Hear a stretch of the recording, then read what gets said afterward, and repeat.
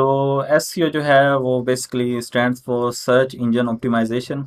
ये बेसिकली एक प्रोसेस होता है जिसके ज़रिए हम क्वालिटी और जो कन्वर्टिंग ट्रैफिक है, ज़्यादा से ज़्यादा हाईली कन्वर्टिंग ट्रैफिक वो अपनी वेबसाइट के ऊपर ला सकते हैं, वो भी बिल्कुल फ्री। इसके अलावा जो हमारे पास अल्टरनेटिव होता है वो पीपीसी। पीपीसी बहुत ज़्यादा कॉस्टली होती है। उसमें हमें एक क्लिक के 100, 200, 1000, 5000 भी पे करने पड़ सकते हैं। एसईओ लगभग वन टाइम होती है, मतलब इसमें एक दफ़ा मेहनत कर लें तो उसके बाद थोड़ा बहुत ही करना पड़ता है, इतना ज़्यादा नहीं। तो एसईओ के प्रोसेस को हम थोड़ा समझते हैं पेंट में।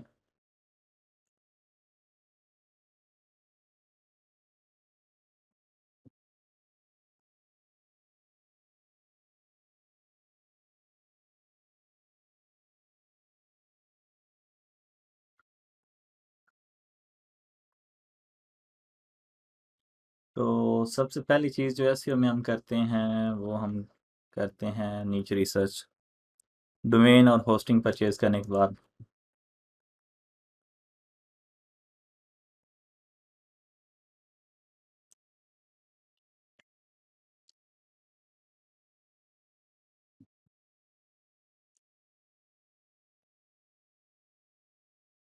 नीच रिसर्च के बाद जो दूसरा स्टेप हमारा आता है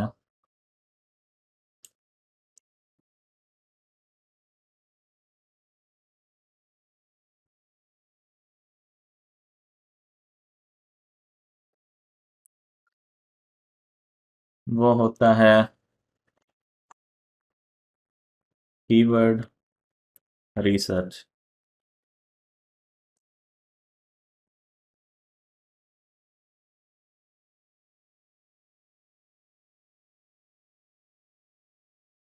और उसके बाद जो तीसरा स्टेप होता है वो होता है content writing.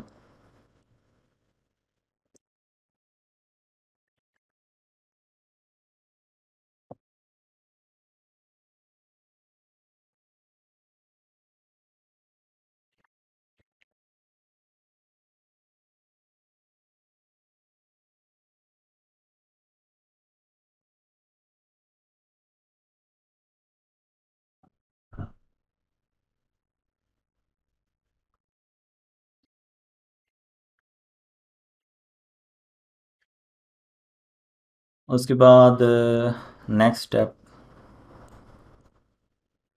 On page SEO.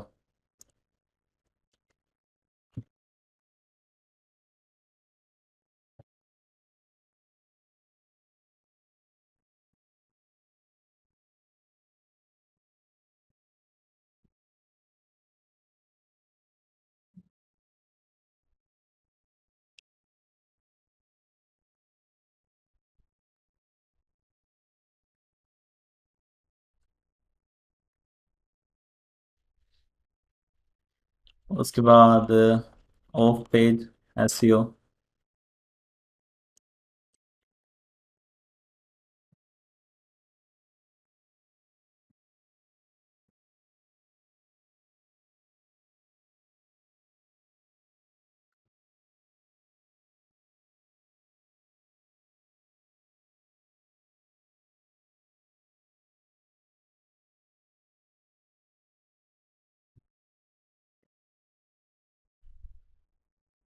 उसके बाद जब हमारी वेबसाइट कंप्लीट हो जाती है, फिर हम उसका मंथली बेस पे या वीकली बेस पे टेक्निकल एसईओ ऑडिट करते रहते हैं।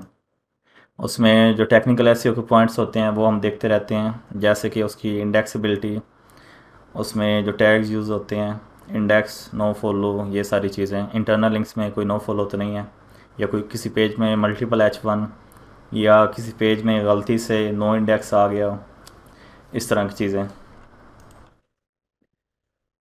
तो ये बेसिकली एक सिंपल प्रोसेस है। अगर हम इसको एक्सपेंड करें तो इसमें काफ़ी ज़्यादा चीज़ें आ जाती हैं।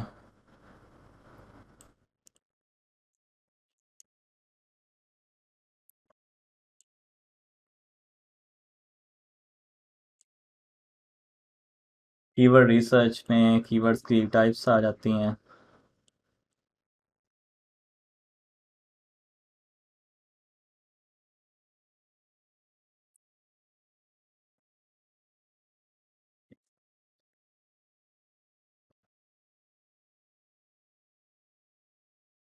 जैसे कि सोशल कीवर्ड्स, जिन्हें आप ट्रेंडिंग कीवर्ड्स भी कह सकते हैं। उसके बाद एसईओ कीवर्ड्स,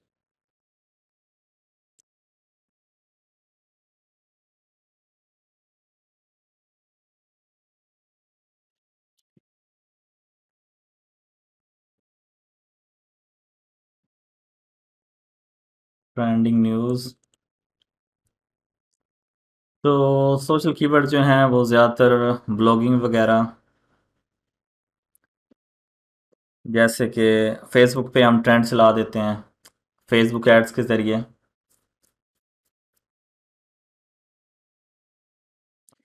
ज़्यादातर क्रिस्पी हेडलाइंस बनाते हैं, 4 things you should know before sleeping, इस तरह करके। उसके बाद एसईओ कीवर्ड्स जिनके लिए हम एसईओ ऑप्टिमाइजेशन करते हैं। और इनमें फ़र्क ये है कि एसईओ कीवर्ड जो हैं वो सबसे ज़्यादा लॉन्गर टर्म के लिए होते हैं। मतलब जो सोशल कीवर्ड्स हैं वो 1-2 दिन रहते हैं, उसके बाद उन पे ट्रैफिक नहीं आती। और जो एसईओ कीवर्ड्स होते हैं इन पे 4-4, 5-5 साल भी ट्रैफिक आती रहती है। उसके बाद जो ट्रेंडिंग न्यूज़ वगैरह होती हैं वो भी शॉर्ट टर्म होती हैं, 1-2 दिन या हफ्ता मैक्सिमम। उसके बाद उनके ऊपर भी ट्रैफिक नहीं आती। उसके बाद इनकी आगे टाइप्स आ जाती हैं। एसईओ कीवर्ड्स में ट्रांजैक्शनल कीवर्ड्स आ जाते हैं, नेविगेशनल कीवर्ड्स आ जाते हैं, और प्रायर कीवर्ड्स, इस तरह करके काफ़ी टाइप्स हैं जो हम बाद में स्लाइड्स में एक्सप्लेन करेंगे। उसके बाद ये कीवर्ड्स हमने रिसर्च करके अपने राइटर को देने होते हैं। उसके बाद आ जाती है on page SEO. On page SEO में भी काफ़ी फैक्टर्स होते हैं, जैसे कि हो गया यूआरएल ऑप्टिमाइजेशन। उसमें कुछ एसईओ के फैक्टर्स होते हैं, जैसे कि आपने 4 वर्ड से ज़्यादा नहीं रखना, उसके अंदर साल नहीं इस्तेमाल करना, और उसके अंदर आपने जो होता है अंडरस्कोर वो नहीं इस्तेमाल करना, इस तरह की चीज़ें। उसके बाद टाइटल टैग ऑप्टिमाइजेशन, इसमें काफ़ी चीज़ें आ जाती हैं, जैसे कि आपने जो कीवर्ड है वो टाइटल के फ्रंट के ऊपर रखना है, और इसमें कीवर्ड स्टफिंग नहीं करनी, नेचुरल होना चाहिए। आपने ह्यूमंस के लिए लिखना है, रोबोट्स के लिए नहीं। और उसके बाद मेटा डिस्क्रिप्शन। मेटा डिस्क्रिप्शन जो है वो एक ऑफिशियली रैंकिंग फैक्टर नहीं है, लेकिन ये बेसिकली सीटीआर के ऊपर इफ़ेक्ट करता है, कन्वर्जन रेट। और अगर सीटीआर अच्छा हो तो आपकी वेबसाइट जो है वो ज़्यादा बेहतर रैंक करती है।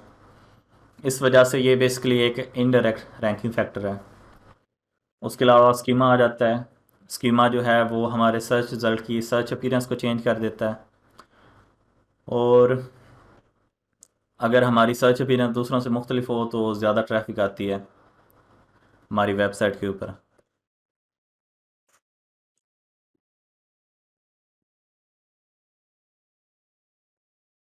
उसके अलावा इसमें और चीज़ें आ जाती हैं, कीवर्ड डेंसिटी। मतलब आपने कीवर्ड कितनी दफ़ा इस्तेमाल करना है। पहले तो एक फ़िक्स डेंसिटी होती थी, लेकिन अब हमें कॉम्पेटिटर रिसर्च करनी पड़ती है।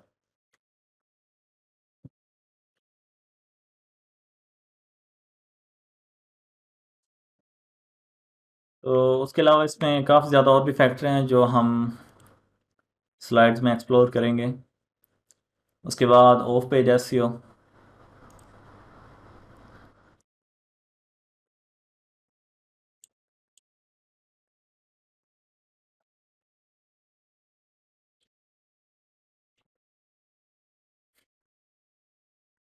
ऑफ पेज एसईओ में जो चीज़ें आती हैं वो सबसे पहले बैक लिंकिंग, जो one of the most popular thing है एसईओ में। उसके बाद एंकर, ये दूसरी।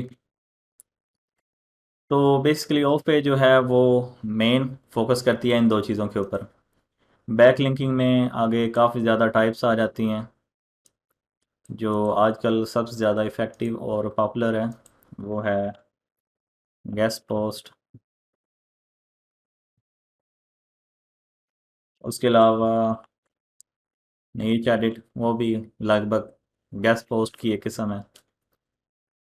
उसके बाद सोशल लिंक्स, सोशल प्रोफाइल्स पे शेयर करना, social book marking links, social book marking जो वेबसाइट्स होती हैं उनके ऊपर। उसके अलावा video sharing, image sharing, forums, और इसी तरीके से एंकर की भी टाइप्स होती हैं, जनरल एंकर, नेकेड एंकर, इस तरह करके। और उसके बाद technical SEO. Technical SEO basically core part है एसईओ का, और ज़्यादातर ये एक ऐसी चीज़ है जो पाकिस्तान में कम सिखाई जाती है और इसके ऊपर इतना ज़्यादा फोकस भी नहीं किया जाता।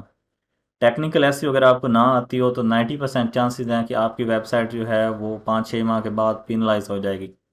क्योंकि टेक्निकल एसईओ में ही हम ज़्यादातर एसईओ के रूल्स पढ़ते हैं कि कौन सा रूल ब्रेक करने से आपको गूगल पैंडा पेनल्टी लग सकती है या आपको गूगल पेंगुइन पेनल्टी लग सकती है, या दूसरी चीज़ें रैंक मैथ वगैरह। तो इसमें सबसे पहले नंबर पे आ जाती हैं पेनल्टीज। उसके बाद एसईओ टैग्स, एरर्स को चेक करना, इंडेक्सिबिलिटी, और रॉल डेप्थ, इस तरह की चीज़ें। और इसको मज़ीद एक्सप्लेन करते जाएं तो इनकी आगे मज़ीद शाखें निकलती जाती हैं। तो अगर किसी का कोई क्वेश्चन है इन चीज़ों के बारे में तो वो पूछ सकता है चैट में।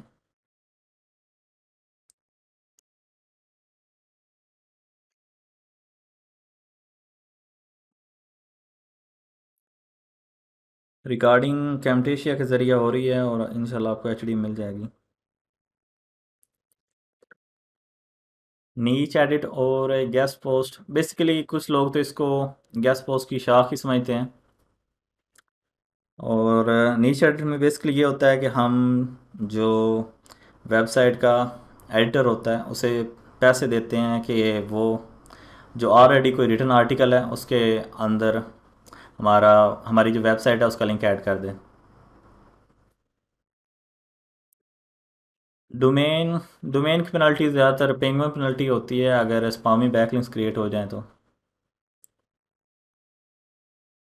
हाँ जी, टेक्निकल एसईओ पर भी हमारा मेन फोकस है, क्योंकि टेक्निकल एसईओ के बगैर जो है वो एक कामयाब वेबसाइट नहीं बनाई जा सकती। वेब 2.0 भी काफ़ी अच्छे हैं, कुछ आर्टिकल्स पे वर्क कर जाते हैं, कुछ पे नहीं करते। प्रोफाइल बैकलिंक वैसे इतना बड़ा मसला नहीं है जितना ज़्यादा लोग इसके ऊपर फोकस करते हैं। वैसे मेन फोकस जो हमारा होगा वो ज़्यादातर गेस्ट पोस्ट के ऊपर ही होगा, लेकिन हम दूसरे जो हैं वो भी क्रिएट करेंगे। उसके अलावा एंकर एंकर टेक्स्ट, बेसिकली जो टेक्स्ट होता है वो हम एक वेबसाइट से दूसरी वेबसाइट को लिंक करने के लिए। मैं इसे मज़ीद क्लियर करने के लिए इसके आगे टेक्स्ट भी लिख देता हूँ।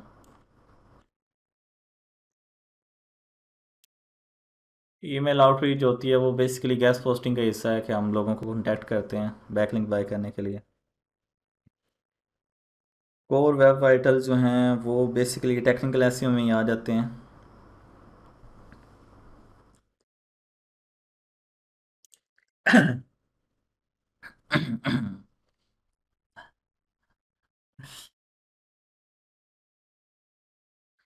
नीच एडिट में बेसिकली हम आउटरीच करते हैं ब्लॉगर्स को, ज़्यादातर फ्रेंड्स जो हैं वही मुझे देते हैं नीच एडिट्स। उसके बाद नेक्ड एंकर जो होता है ये बेसिकली जो आपकी यूआरएल का लिंक हो सकता है, और होम पेज हो सकता है। बेसिकली लिंक जो है उसे ही हम कहते हैं नेक्ड एंकर। हाँ जी, टेक्निकल एसईओ में हम इंशाल्लाह साइड ऑडिट भी सीखेंगे।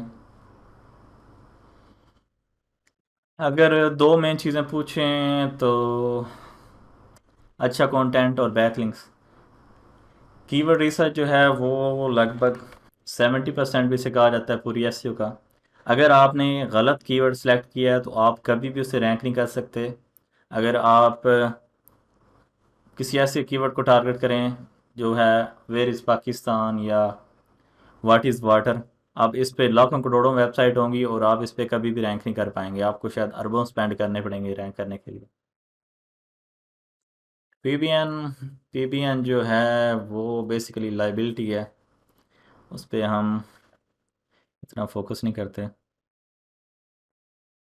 जो कंटेंट एआई राइटर हैं वो हम इंशाल्लाह एडसेंस जो है उसमें करेंगे। स्कीमा स्कीमा बेसिकली जो हमारी वेबसाइट की सर्च अपीयरेंस है उसे गूगल में चेंज करने के लिए हम यूज़ करते हैं। जैसे अगर हम यहाँ पे लिखें आलू पराठा रेसिपी, तो बेसिकली ये आप देख सकते हैं कि यहाँ पे इमेजेस शो हो रही हैं।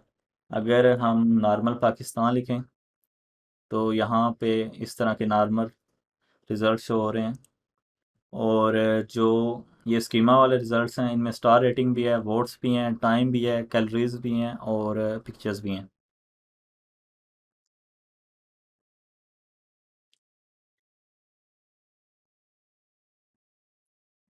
बैक लिंक्स में बेसिकली दो चीज़ें ही हैं, एक या तो रेलिवेंट होना चाहिए या अथॉरिटी का होना चाहिए। अगर इन दोनों में से कोई भी होगा तो फ़ायदा पहुंचाएगा। टूल्स वो इंशाल्लाह हम प्रैक्टिकल लेक्चर्स में एक्सप्लोर करेंगे। फीड ऑप्टिमाइजेशन जो है वो इंशाल्लाह हम जो फ्री थीम होगी उसमें करेंगे, क्योंकि जो पेड थीम है उसमें ऑलरेडी वो सारी चीज़ें हैं।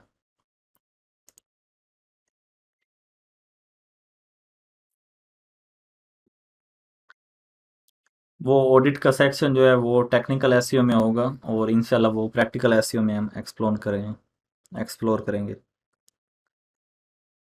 हाँ जी, बिगिनर्स के लिए वैसे कुछ चीज़ें जो हैं वो हमने एंड पे भी रखी हैं, जिनको वर्डप्रेस वगैरह यूज़ करनी नहीं आती, इस तरह की चीज़ें। मेन फोकस जो है वो हमारा एसईओ स्किल्स के ऊपर ही है। वैसे 300 लोगों को एचरेफ टूल प्रोवाइड तो नहीं किया जा सकता, हम कोई फ्री अल्टरनेटिव भी देखेंगे।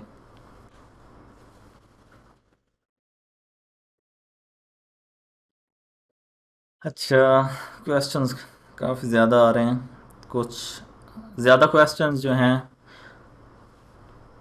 आप ऐसे करें कि ग्रुप में भी पोस्ट कर दें कुछ क्वेश्चन, इंशाल्लाह वहाँ पे भी आंसर मिल जाएगा आपको। अच्छा जी, चलते हैं स्लाइड्स की तरफ।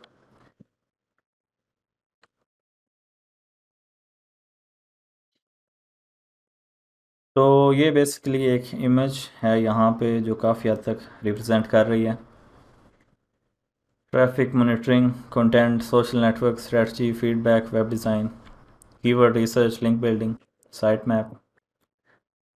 अच्छा, उसके बाद branches of SEO. SEO basically जहाँ जहाँ सर्च इंजन है वहाँ वहाँ एसईओ। तो जो एसईओ की मेन ब्रांचेस हैं वो सबसे पहले ब्लॉगिंग, एफिलिएट वगैरह, ये जो मेन एसईओ है। उसके बाद यूट्यूब एसईओ, जो हम यूट्यूब के यूट्यूब एसईओ जो है वो बेसिकली हम जो यूट्यूब की वीडियोस होती हैं उनके ऊपर इम्प्लीमेंट करते हैं। उसके बाद ई कॉमर्स जैसे कि आप लोगों को पता होगा दराज वगैरह, इस तरह की वेबसाइट्स जहाँ से लोग चीज़ें वगैरह परचेज़ करते हैं, उनकी एसईओ करना। उसके बाद ऐप स्टोर ऑप्टिमाइजेशन, इसमें गूगल प्ले भी आ जाता है और एप्पल स्टोर भी। उसके बाद लोकल लोकल वो होती हैं जो सिटी बेस्ड हों या स्टेट बेस्ड या कंट्री बेस्ड।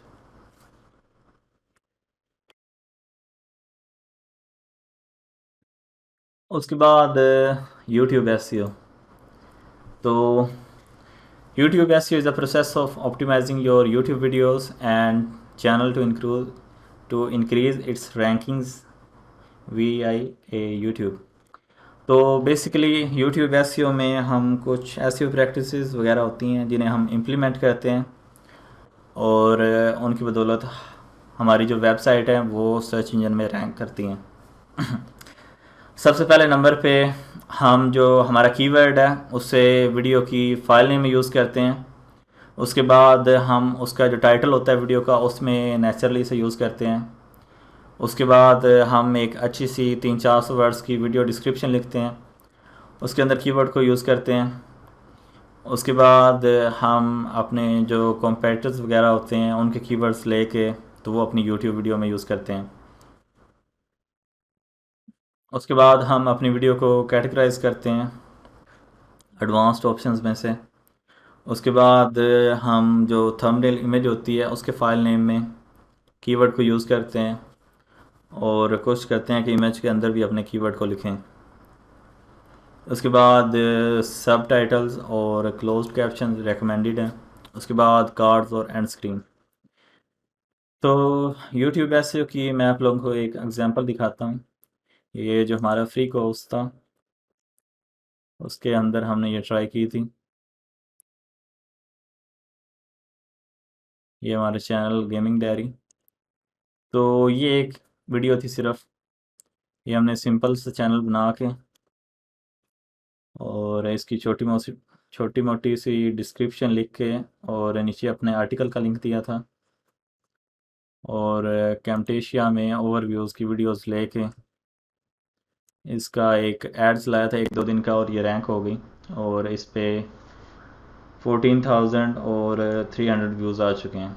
तो वो बेसिकली ये एक परफेक्ट एग्जांपल है यूट्यूब एसईओ की। उसके बाद e commerce SEO. E commerce SEO में आ जाती हैं ई कॉमर्स वेबसाइट्स जैसे कि दराज।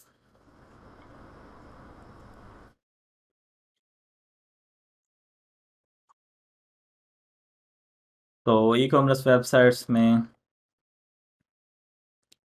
सबसे बड़ा जो इशू होता है ई कॉमर्स वेबसाइट्स का वो इनके कॉम्प्लिकेटेड यूआरएल्स होते हैं, इनमें पैरामीटर्स बहुत ज़्यादा होते हैं। उनकी वजह ये है कि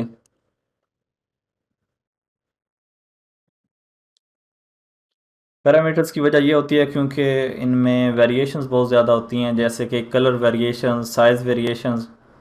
अगर आपने कोई चीज़ लेनी हो तो आप देख सकते हैं यहाँ पे कलर है, उसके अलावा साइज़ वेरिएशंस होती हैं। तो वो कुछ प्लेटफॉर्म जैसे कि मजेंटो सबसे ज़्यादा पॉपुलर है स्पामिंग में, उनके जो लाखों के हिसाब से एक एक प्रोडक्ट के यूआरएल्स बन जाते हैं। तो जो आपका यूआरएल है वो बिल्कुल क्लियर होना चाहिए। इन्होंने भी ये रैंडम नंबर से यूज़ किए हुए हैं, तो इस तरह के नहीं होने चाहिए। ये अथॉरिटी होगी, इस वजह से इसमें अब इतना ज़्यादा फ़र्क नहीं पड़ता। उसके अलावा ई कॉमर्स में जो रिव्यूज़ होते हैं वो बहुत ज़्यादा इंपॉर्टेंट होते हैं। ज़्यादातर लोग चीज़ बाय करने से पहले उसके रिव्यूज़ पढ़ लेते हैं। उसके बाद ज़्यादातर लोग ये करते हैं कि सब प्रोडक्ट की सेम डिस्क्रिप्शन लिख देते हैं। सेम डिस्क्रिप्शन नहीं होनी चाहिए, डिफरेंट होनी चाहिए। हर पेज की यूनिक प्रोडक्ट डिस्क्रिप्शन होनी चाहिए। उसके बाद कोशिश करें कि जो प्रोडक्ट डिस्क्रिप्शन हो वो कम से कम 400 से लेके 500 वर्ड्स तक हो। उसके बाद जो ई कॉमर्स की बैक लिंकिंग स्ट्रेटजी है वो बेस करती है इंटरनल लिंक्स के ऊपर। तो इसमें हम बेसिकली करते ये हैं कि कीवर्ड रिसर्च करके जो हमारे प्रोडक्ट्स के रिलेटेड होते हैं टॉपिक्स, उनके ऊपर आर्टिकल्स लिखते हैं। फिर हम उनके लिए बैक लिंक्स लेते हैं। प्रोडक्ट प्रोडक्ट पेजेस के लिए बैक लिंक लेना जो है ना वो असल में बहुत ज़्यादा मुश्किल काम होता है। इस वजह से हम आर्टिकल लिख के उनके ऊपर बैक लिंक्स लेते हैं। तो बैक लिंक लेके तो फिर हम उन्हें इंटरनल लिंक करते हैं अपने प्रोडक्ट पेजेस के साथ। उसके बाद जो वेरिएशंस वगैरह होती हैं उनकी भी बहुत ज़्यादा सर्चेज होती हैं। जैसे कि आप मोबाइल को ले लें, आप मोबाइल की जो रोम होती है उसमें डिफरेंस होता है। कोई जो हैं उनमें 64 GB होती हैं, कोई जो हैं वो 128 होती हैं। तो वो वेरिएशंस आपने कई टाइटल में यूज़ करनी होती हैं और डिस्क्रिप्शन वगैरह में भी, ताकि वो जो ट्रैफिक है वो आपकी वेबसाइट के ऊपर आ सके। उसके बाद ऐप स्टोर ऑप्टिमाइजेशन, इसमें हम कीवर्ड यूज़ करते हैं, कभी कभी फेक रिव्यूज़ भी ले लेते हैं, हत्ता कि लेने नहीं चाहिए। और डिस्क्रिप्शन में कीवर्ड यूज़ करते हैं। इसकी एग्जांपल मैं आप लोगों को देता हूँ। हमारी भी एक ऐप है गूगल के ऊपर, स्किल्स अकेडमी की।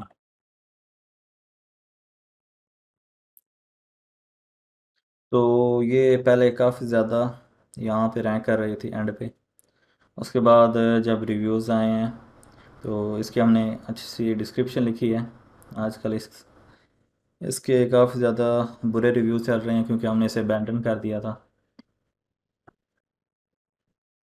और आप देख सकते हैं कि आप फर्स्ट नंबर पे रैंक कर रही है। तो ये बेसिकली मैं एक थोड़ी थोड़ी डिस्क्रिप्शन दे रहा हूँ आप लोगों को, ताकि आपको इन चीज़ों का पता चल जाए। हमारा मेन फोकस जो है वो मेन एसईओ के ऊपर है, जो ब्लॉगिंग एसईओ है।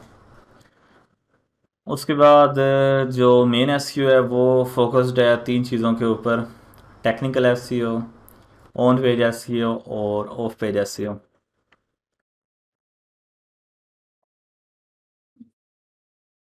अब on page SEO, on page SEO is the process of optimizing web pages for specific keywords in order to improve search visibility and traffic। तो बेसिकली इसमें हम ऑन पेज एसईओ फैक्टर्स को follow करके एक page को optimise करते हैं ताकि वो उस कीवर्ड के ऊपर रैंक कर सके। तो इसकी प्रैक्टिसेस में काफ़ी ज़्यादा चीज़ें आ जाती हैं। पेज टाइटल में कीवर्ड यूज़ करना, मेटा डिस्क्रिप्शन, उसके अलावा जो कंटेंट है उसके अंदर हमने डेंसिटी के ऊपर फोकस रखना होता है। उसके अलावा इसकी जो आउटलाइन होती है पेज की वो काफ़ी ज़्यादा इम्पोर्टेंट होती है। उसके बाद हमने इमेजेस को ऑप्टिमाइज़ करना होता है, उनके आल्ट टेक्स्ट, टाइटल, यूआरएल और मैथ्यू के मुताबिक एक्सिव डाटा भी। उसके बाद हम इसके यूआरएल को ऑप्टिमाइज़ करते हैं, जैसे कि रिसेंटली बताया था कि हम उसके अंदर साल नहीं यूज़ करते, मैक्सिमम 4 वर्ड्स तक यूज़ करते हैं, और भी काफ़ी पॉइंट जो हम आगे डिस्कस करेंगे। उसके बाद इंटरनल लिंक। तो इंटरनल लिंक बेसिकली ये चीज़ होती है कि हम अपने वेबसाइट के एक पेज को दूसरे पेज के साथ लिंक कर देते हैं। उसके बाद एक्सटर्नल लिंक्स किसी और वेबसाइट को लिंक करना, ज़्यादातर हम अथॉरिटी वेबसाइट्स को लिंक करते हैं ताकि रेलिवेंस क्रिएट हो जाए। उसके बाद लोडिंग स्पीड, वो काफ़ी बड़ा फैक्टर है आजकल, क्योंकि गूगल ने अब वो पेज एक्सपीरियंस एक एल्गोरिथम बना दिया है, जो वेब कोर वाइटल्स ऑप्टिमाइज होंगी वही रैंक करेंगी। उसके बाद मोबाइल फ्रेंडली, आपकी वेबसाइट जो है वो मोबाइल मोबाइल के ऊपर अच्छी नज़र आनी चाहिए। उसके बाद कमेंट्स कमेंट्स इतना बड़ा फैक्टर नहीं है, लेकिन कुछ लोग इसे भी फैक्टर कंसिडर करते हैं। अच्छा जी, तो किसी का कोई क्वेश्चन वगैरह है? आप क्वेश्चन कर लें काइंडली। हाँ जी, हमने यूट्यूब के लिए ऐड रन किए थे और वो एक रैंकिंग फैक्टर है।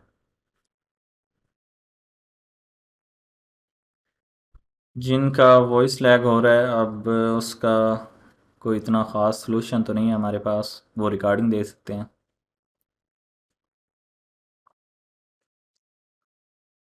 हाँ जी, H1 और H2 में। अगर मैं आप लोगों को एक लेआउट दिखाता हूँ जो परफेक्ट ऐसी ऑप्टिमाइज्ड है। वैसे काफ़ी लोगों को शायद पता ना होगा, तो उनको बता दूँ, ये रिसेंटली वेबसाइट्स सेल हुई थी $51,000 में। तो बेसिकली ये वेबसाइट जिस बंदे की है वो मेरा बड़ा भाई है, रुस्तम इकबाल। और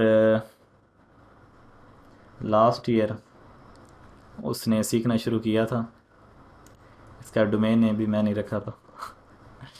तो इसके अगर लेआउट को देखें तो जो इसकी लेआउट है वो परफेक्ट एसईओ ऑप्टिमाइज्ड है, कीवर्ड्स यूज़ किए गए हैं।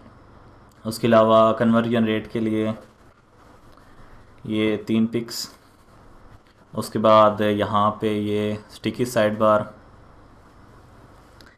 इसमें जो थीम यूज़ हुई है वो है सुपर एफिलिएट थीम, जो कि रिसेंटली मेरे छोटे भाई ने बनाई है। हाँ जी, ये नेटलीफाई के ऊपर है और ये थीम आपको मिल जाएगी वर्डप्रेस में भी। उसके अलावा आजकल जो न्यूज़ स्ट्रेटजीज़ हैं उनमें हमें शुरू में भी काफ़ी ज़्यादा वर्ड यूज़ करने पड़ते हैं। पहले ये वाले सेक्शन ही होते थे, लेकिन अब ये भी ऐड करने पड़ते हैं।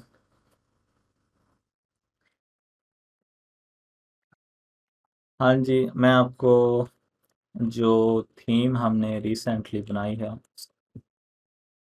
उसका भी डेमो दिखा दूँ। तो ये बेसिकली हमारी थीम है, सेम चीज़ें हैं। ये हम यूज़ करेंगे इंशाल्लाह के कोर्स में। नेटलीफाई भी फ्लिप हो जाती है अगर अच्छा अर्न कर रही हो। ये अर्न कर रही थी लगभग 4000 तक। इन्वेस्टमेंट जो है वो डिपेंड करती है कि आप कितनी बड़ी वेबसाइट बनाना चाहते हैं। अगर आप छोटी मोटी वेबसाइट बनाना चाहते हैं एडसेंस की तो वो 30-40 थाउजेंड तक बन जाती है। अगर एफिलिएट बनानी है तो इसके लिए आपको थोड़ी बहुत इन्वेस्टमेंट कलेक्ट करनी पड़ती है।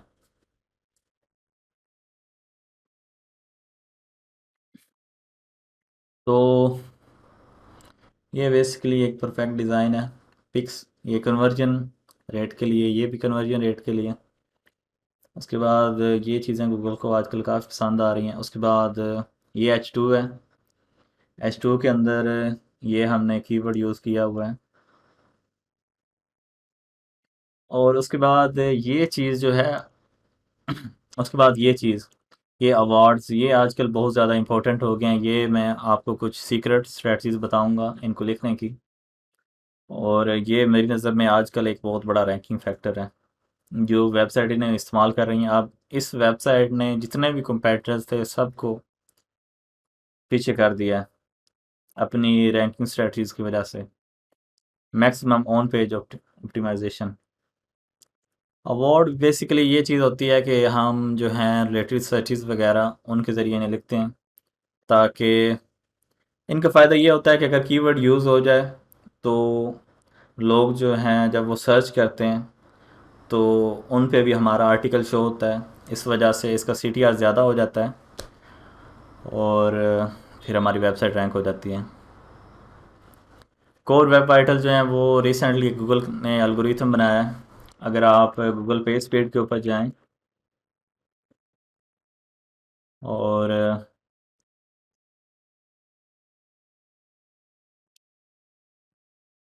यहाँ पर इसे चेक करें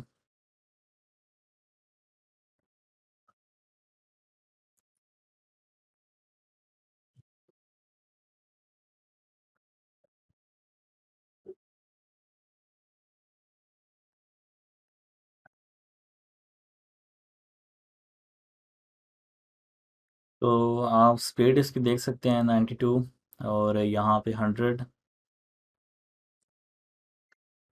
ये बेसिकली ये जो चार हैं ये कोर वेब वाइटल्स हैं। इन्वेस्टमेंट हो जाती है डोमेन पे, होस्टिंग पे और कंटेंट राइटिंग पे और बैक लिंकिंग। ये चार चीज़ें हैं, इन पे ज़्यादातर स्पेंड होती है। उसके बाद ये टाइटल है H3, प्रोडक्ट के टाइटल H3 होंगे। उसके बाद इमेज ये लिंकेबल है। उसके बाद बटन और उसके नीचे ये स्पेसिफिकेशन प्रोडक्ट की। उसके बाद ये उसकी डिस्क्रिप्शन यहाँ से उसके नेम से लिंक की गई है। उसके बाद उसके प्रोज कॉन्स और ये व्यू ऑन अमेज़ोन का बटन, ये सारी लेआउट है। उसके अलावा ये कुछ पिक्स वगैरह हैं, staff pick, budget pick, best pick. उसके बाद नीचे एंड पे समरी, इसमें भी अवार्ड्स। ये मैं आपको प्रैक्टिकल लेक्चर्स में सिखाऊंगा इंशाल्लाह हर चीज़। उसके बाद FAQ, ये आपको काफ़ी ज़्यादा विजिबिलिटी देते हैं और ये बेसिकली इनका स्कीमा होता है। तो ये सारी चीज़ें हम प्रैक्टिकली करेंगे सैटरडे को। अच्छा, अच्छी होस्टिंग मेरी नज़र में वैसे जो मैं प्लान कर रहा हूँ वो है WPX। WPX आजकल काफ़ी जो कॉम्पेटर्स वगैरह हैं वो भी यूज़ कर रहे हैं और मेरी नज़र में काफ़ी अच्छी होस्टिंग है। नहीं, इमेजेस एम्बेड करना जो है वो बुरा आइडिया है। लेज़ी लोडिंग जो है वो परफेक्ट चीज़ है। हाँ जी, रिकॉर्डिंग मिलेगी, वो रिकॉर्ड हो रही है, ये देख सकते हैं आप। भाई, एफिलिएट जो है वो भी ब्लॉगिंग का हिस्सा है।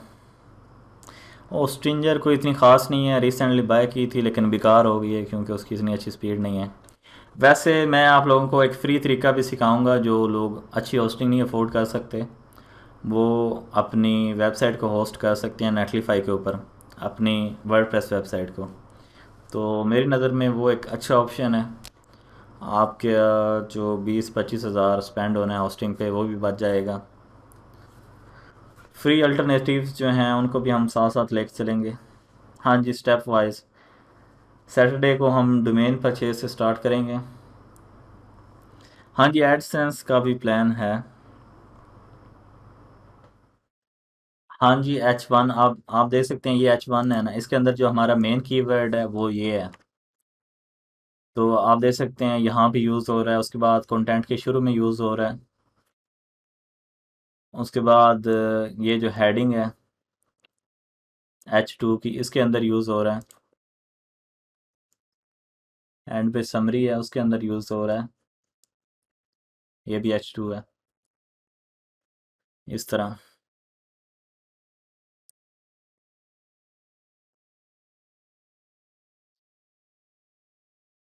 APK,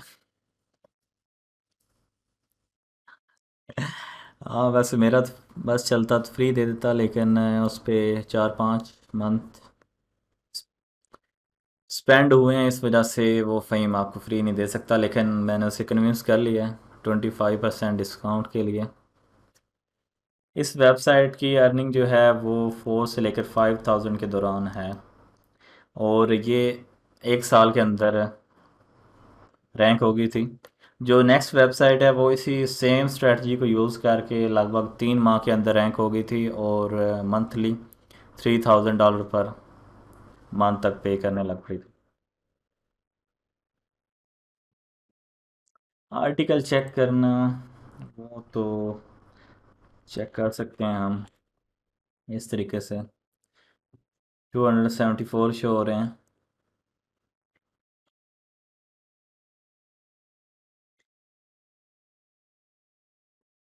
5,000 जो है वो टोटल प्राइस है, और 75 25% के डिस्काउंट के साथ देख लें कितनी बनती है। अभी तक मैंने कैलकुलेट नहीं की, लेकिन वो फ़हीम खुद ही पोस्ट करेगा ग्रुप में। हाँ जी, फर्स्ट डे से कर सकते हैं, कोई इशू नहीं है।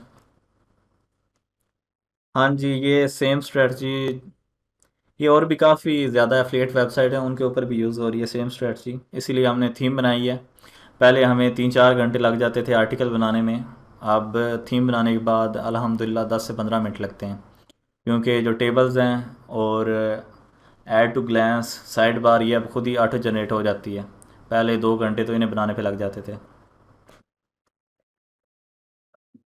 थीम के जो अपडेट्स हैं वो लाइफ टाइम के लिए फ्री हैं, और इंशाल्लाह हम बहुत जल्द इसे थीम 4S पे भी लॉन्च कर रहे हैं। कंटेंट रेशियो जो है वो, अगर इस वेबसाइट की मिसाल दूँ आपको, तो अभी देख लेते हैं। इस वेबसाइट के ऊपर लगभग 40 आर्टिकल्स हैं, तो मेरी नज़र में शायद 20% जो है, 20% इंफॉर्मेशनल आर्टिकल्स की परसेंटेज है और 80% एफिलिएट आर्टिकल्स हैं।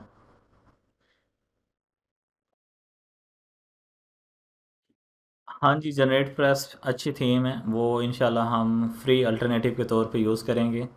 और उसमें जो चीज़ें वगैरह होती हैं उसे एफिलिएट वेबसाइट में कन्वर्ट करने के लिए वो भी मैं आप लोगों को सिखाऊंगा। थीम जो है वो अगर आप परचेज़ कर लें तो वो पर्सनल जो वेबसाइट्स हैं उनके लिए अनलिमिटेड है। एक दफ़ा परचेज़ कर लें, लाइफ टाइम अपडेट्स भी फ्री हैं। और अगर आप 40 वेबसाइट भी बनाएं तो 40 के ऊपर भी इस्तेमाल कर सकते हैं। और आर्टिकल बनाने में भी 10-15 मिनट लगेंगे सिर्फ। एक्स्ट्रा वैसे मैंने पर्सनली तौर पे ट्राई नहीं की। हाँ जी, डोमेन फाइंडिंग के 2-3 तरीके हैं, वो मैं आप लोगों को बताऊंगा इंशाल्लाह। प्राइस 5000 है। और जो कोर्स के बायर्स हैं उनको 25% डिस्काउंट मिलेगा। और फ़हीम इंशाल्लाह जल्दी पोस्ट करेगा ग्रुप में। हाँ जी, 15 मिनट्स में आर्टिकल। अगर आप मेरी यूट्यूब पे जाएं तो रिसेंटली मैंने एक वीडियो भी पोस्ट की थी।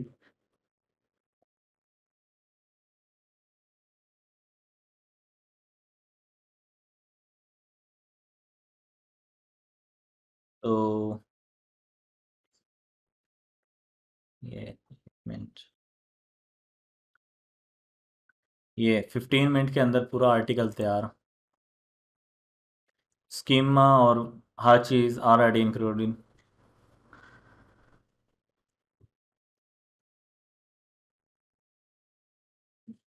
हम फ्री थीम भी यूज़ करेंगे और पेड भी। हाँ जी, गेमिंग के अलावा भी यूज़ कर सकते हैं। नेटलीफाई वाले जो हैं उनको 50% डिस्काउंट है थीम पे। हाँ जी, 25% डिस्काउंट के साथ ये बनती है 3750। अगर कोई बाय करना चाहे तो वो ग्रुप में पोस्ट कर सकता है। इसके जो ट्यूटोरियल्स वगैरह हैं वो अवेलेबल हैं। और इसमें हम न्यू फीचर्स भी ऐड कर रहे हैं, ऐप वगैरह। इंशाल्लाह हम इससे एक सुपर थीम बनाएंगे। और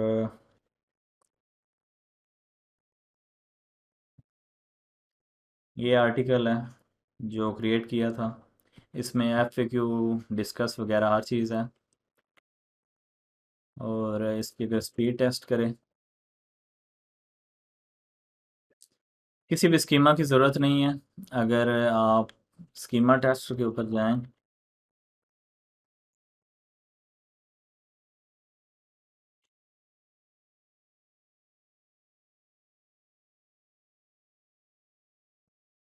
मोबाइल पे 95 है। और डेस्कटॉप पे 99 विदाउट एनी प्लगइन्स। हमने सुपर स्पीड ऑप्टिमाइज बनाया है इसे। और अगर आप इसके पेजेस मेरे ख्याल से अभी तक क्रिएट नहीं हुए। अगर आप पेजेस को देखें तो इंस्टेंट लोड है, मतलब जितनी नेटलीफाई की स्पीड थी उसके मुकाबले पे हमने बनाया है इसे।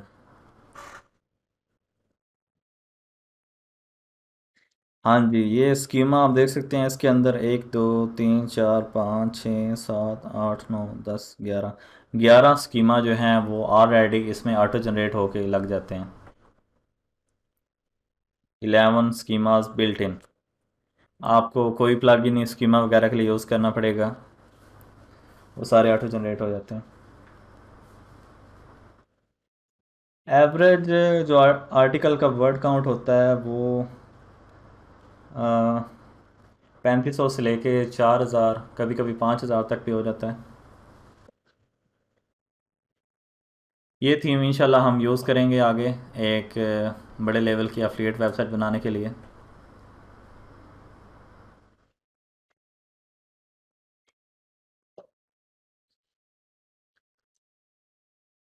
तो अब चलते हैं आगे स्लाइड्स में।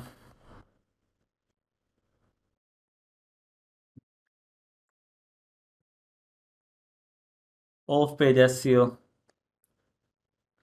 Of page SEO refers to action taken outside of your own website to impact your rankings।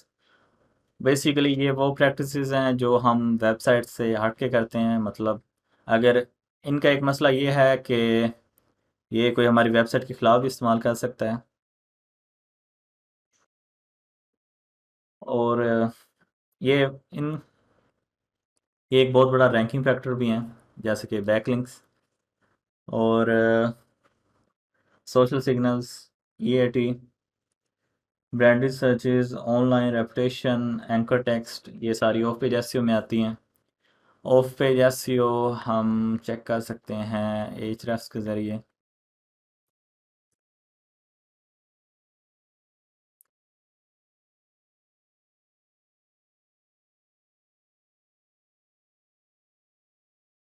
As an example मैं href लॉगिन करके देखता हूँ, अगर हो जाए तो।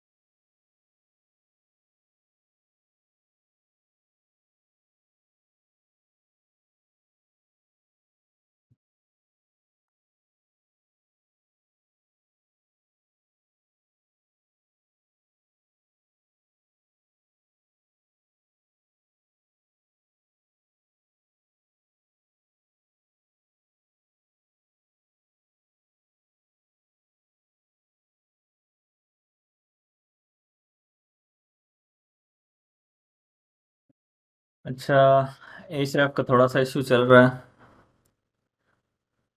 उसके बाद चलते हैं आगे टेक्निकल एसईओ, जो मेरा फेवरेट पार्ट है। Technical SEO is the process of ensuring that a website meets the technical requirements of the modern search engine with the goal of improved organic rankings. तो टेक्निकल एसईओ बेसिकली हम check करते हैं कुछ points को। तो manually तो हम हर page को नहीं चेक कर सकते, इस वजह से हम यूज़ करते हैं टूल्स जैसे कि स्क्रीमिंग फ्रॉग। अब एज एन एग्जांपल मैं आपको ये वेबसाइट चेक करके दिखाऊंगा इस टूल के अंदर। आपने टेंशन नहीं लेनी, ये सिर्फ बेसिकली एक ओवरव्यू है। हम इन सब चीज़ों को आगे जाके एक्सप्लेन करेंगे वन बाय वन, और जब तक हर बंदे को समझ नहीं आ जाती तब तक हम आगे मूव ऑन नहीं करेंगे।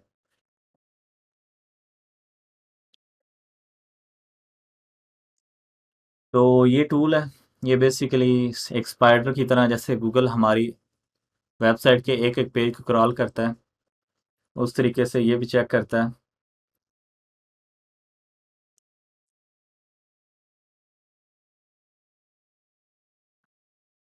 ये टूल जो है ये बेसिकली फ्री, ये 500 यूआरएल्स तक चेक करता है। और इसकी आपने टेंशन नहीं लेनी, इसका लाइसेंस है मेरे पास, वो आप सब लोगों को फ्री मिल जाएगा।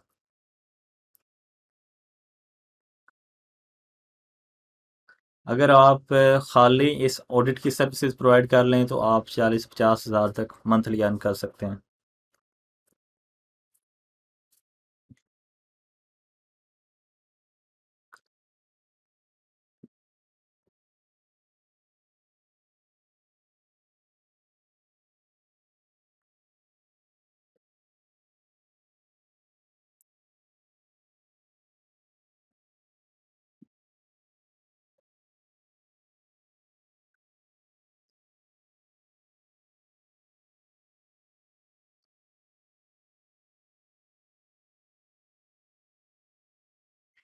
जो लेट आ रहे हैं वो रिकॉर्डिंग देख सकते हैं, गूगल ड्राइव पे भी अपलोड हो जाएगी, और मैं कोशिश करूँगा कि ग्रुप में भी अपलोड कर दूँ।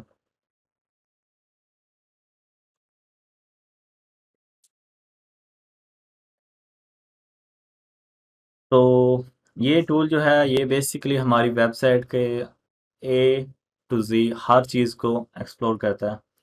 सबसे पहले इसमें इंटरनल लिंक्स हैं, उसके बाद एक्सटर्नल लिंक्स, सिक्योरिटी चेक करता है कि हमारी वेबसाइट हैक तो नहीं हो सकती, उसमें अनसिक्योर्ड यूआरएल्स, मिक्स्ड कंटेंट तो नहीं। उसके अलावा ये कुछ चीज़ें हैं ये भी चेक करता है, जो एडवांस सिक्योरिटी वाले समझ सकते हैं। ऑडिट, ये तो आपको शीट यूज़ करनी पड़ेगी, मैंने आप सब लोगों को वो एक ऐसे टेम्पलेट दी थी ग्रुप में। वो आप काइंडली यूज़ करिएगा। उसके अलावा रिस्पॉन्स कोड, ये जिन पेजेस में इश्यूज वगैरह हैं वो हमें बताता है। 200 का मतलब ओके हैं पेजेस, 301 मतलब वो रिडायरेक्ट हो रहे हैं, 404 मतलब वो पेज अवेलेबल नहीं है। उसके बाद ये जो इसका ज़बरदस्त फीचर है, अगर हमारी वेबसाइट में इंडेक्स का इशू आ रहा हो तो ये हमें बताता है यहाँ पे कि कौन सा पेज इंडेक्सेबल है और कौन सा नहीं। तो अगर हम यहाँ से सॉर्ट करें तो हमें ये बता रहा है कि ये जो पेजेस हैं ये नॉन इंडेक्सेबल है, मतलब इंडेक्स नहीं हो सकते। हाँ जी, स्लाइड्स भी मिल जाएंगी। इनके इंडेक्स ना होने की वजह हम करते हैं ओपन।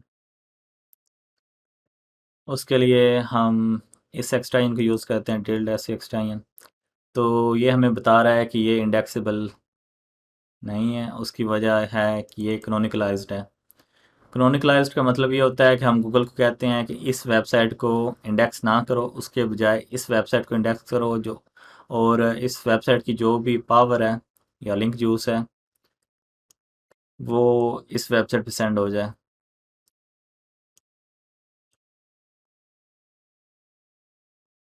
तो ये दोनों डिफरेंट पेजेस हैं।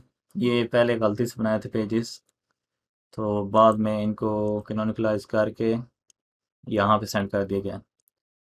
तो इस एक्सटेंशन का नाम है डिटेल्ड एसईओ एक्सटेंशन। उसके अलावा ये एक एक्सटेंशन है, अगर आप स्पीड वगैरह चेक करना चाहते हैं तो उसके लिए इसका नाम है एसईओ प्रो एक्सटेंशन।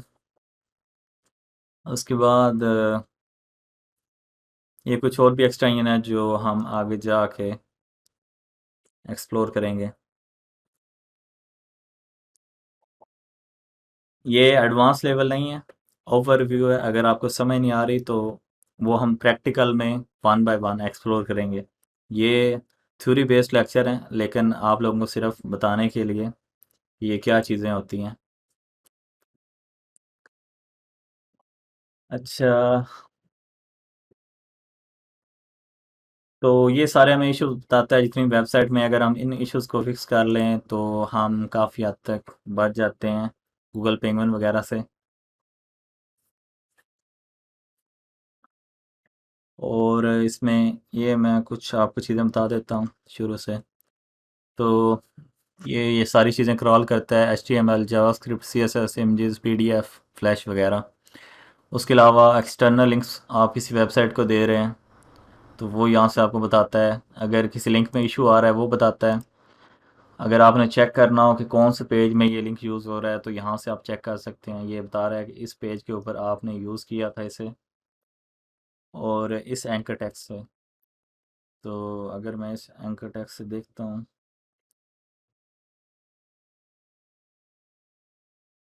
तो यहाँ नीचे करके ये होगा, ये है, ये ये कह रहा है कि ये पेज जो है 404 है। तो आप देख सकते हैं कि ये पेज ओपन किया है और यहाँ पे आ रहा है कि ये पेज फाउंड नहीं है, 404 है। तो इस तरीके से ये आप अपने सारे इश्यूज फाइंड करके फिक्स कर सकते हैं। उसके बाद सिक्योरिटी, उसके बाद रिस्पॉन्स कोड, जो रीडायरेक्ट के इश्यूज हैं ये 404 इश्यूज हैं। उसके बाद पेज टाइटल में अगर किसी का टाइटल मिसिंग हो, डुप्लीकेट हो, अगर वो जो रेकमेंडेड करैक्टर लिमिट है उससे कम हो या ज़्यादा हो। उसके बाद जो सेम एज H1 हो, ये वैसे इतनी बुरी चीज़ नहीं है लेकिन फिर भी अगर आप देखना चाहते हैं।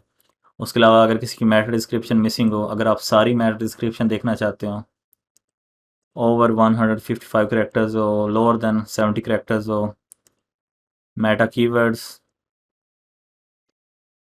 उसके बाद H1 हेडिंग्स, मल्टीपल का काफ़ी ज़्यादा इशू होता है। उसके बाद मिसिंग का भी काफ़ी इशू होता है, डुप्लीकेट का भी इशू होता है। उसके बाद H2 के इतने ज़्यादा इश्यूज में नहीं है। उसके बाद कंटेंट आप देख सकते हैं कि कौन से पेजेस में लो कंटेंट है, डुप्लीकेट भी देख सकते हैं, स्पेलिंग एरर देख सकते हैं, ग्रामर एरर, इमेजेस के इश्यूज देख सकते हैं। एच रेफ का भी काफ़ी अच्छा है, लेकिन वो बहुत ज़्यादा एडवांस्ड और कॉम्प्लिकेटेड है। अगर आप इजी टू यूज़ करना चाहते हैं तो ये कर सकते हैं आप। हाँ जी, आपको स्क्रीमिंग फ्रॉग की लाइसेंस की मिल जाएगी।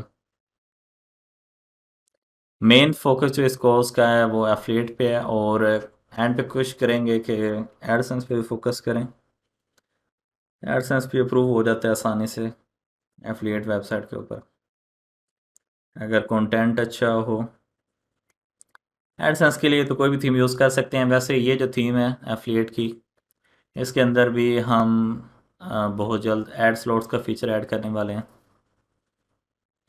हाँ जी, ये सारे इश्यूज के बारे में बताया जाएगा। वैसे जो टेम्पलेट है उसमें one by one her point के आगे वीडियो दी गई है।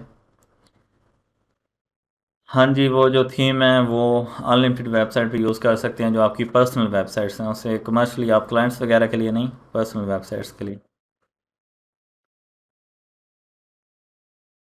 उसके बाद URL stands for uniform resource locator. ये एक एसईओ का एक बहुत बड़ा रैंकिंग फैक्टर है। तो अगर हम गूगल पे कोई चीज़ सर्च करते हैं जैसे कि पाकिस्तान, तो ये जो चीज़ आपको ऊपर नज़र आ रही है इसे हम यूआरएल कहेंगे, ये चीज़। उसके बाद मेटा टाइटल जो है वो ये चीज़ है। ये जो चीज़ आपको शो हो रही है इसे हम मेटा टाइटल कहते हैं। और इसको शो करवाने के लिए हम टाइटल का टैग यूज़ करते हैं। टाइटल, ये टाइटल के अंदर ये जो दिया गया है ये हमारा मेटा टाइटल होता है जो गूगल के अंदर शो होता है। ये चीज़ें हम डिटेल्ड एसईओ एक्सटेंशन के ज़रिए भी चेक कर सकते हैं।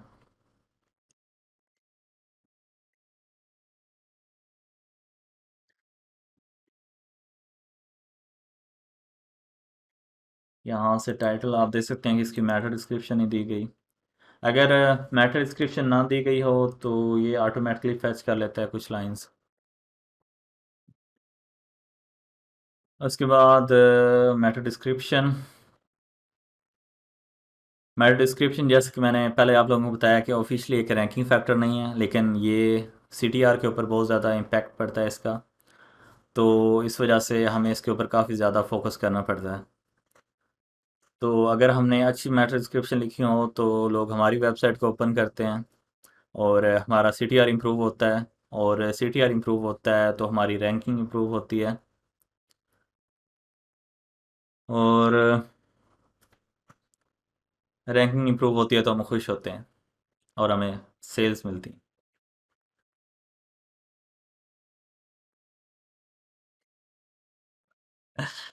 अच्छा जी, तो आज का लेक्चर थोड़ा था इंट्रोडक्शन टाइप। उम्मीद है आपको कुछ बेसिक चीज़ें सीखने को मिली होंगी। C T R basically conversion rate को कहते हैं, कि मतलब 100 बंदा आता है तो उसमें से कितने परसेंट लोग जो हैं वो हमारी वेबसाइट को ओपन करते हैं। अगर हमारा ये कीवर्ड पाकिस्तान है, इसे 10 लोग ओपन करते हैं 100 में से, तो फिर हमारा CTR 10% होगा।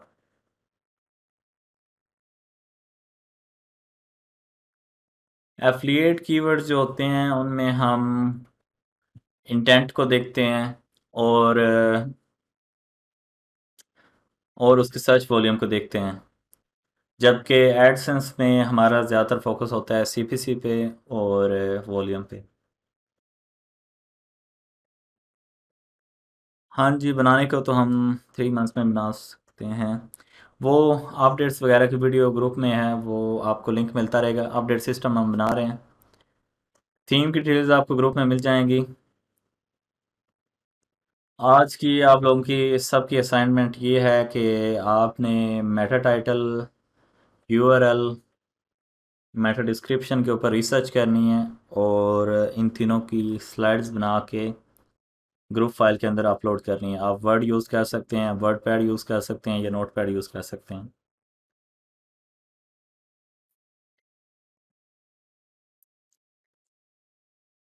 सबसे बेहतरीन तरीका रिमूव करने का ये है कि आप उसे डिलीट कर दें और उसके बाद सर्च कंसोल में जाके उससे रिमूव कर दें।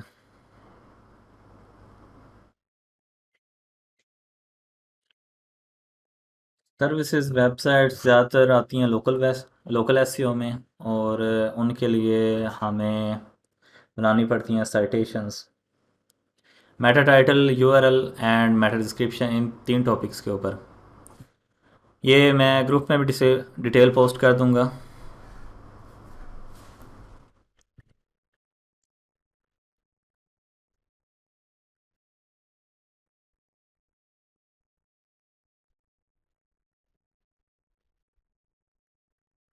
अगर आप लोग साथ साथ काम करेंगे तो इंशाल्लाह मेरी कोशिश ये है कि आपको एक सुपर एसईओ बनाएंगे, जैसा पाकिस्तान में शायद ही कुछ लोगों ने देखे होंगे। पाकिस्तान में सुपर एसईओज़ की बहुत ज़्यादा कमी है। ज़्यादातर हमारे पास एपी के वेबसाइट्स वाले एसईओ हैं जो कि बहुत काम ख़राब करते हैं। हमें एडवांस्ड एसईओ चाहिए।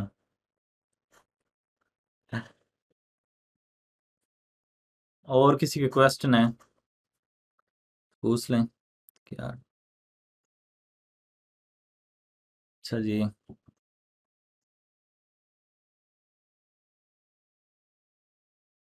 स्लाइड्स ग्रुप में पोस्ट हो जाएंगी। हाँ जी, फ्री में भी मैं आप लोगों को सब बताऊंगा, फ्री में किस तरीके से करना है। और इंशाल्लाह मेन फोकस हमारा पेड पे होगा, क्योंकि उसमें हमारा टाइम काफ़ी ज़्यादा बच जाएगा। गूगल एड्स पे वीडियो वैसे मेरी ऑलरेडी बनी है ऐसे फ्रॉम स्क्रैच सीरीज़ में, और बाद में भी इंशाल्लाह हम दोबारा करेंगे।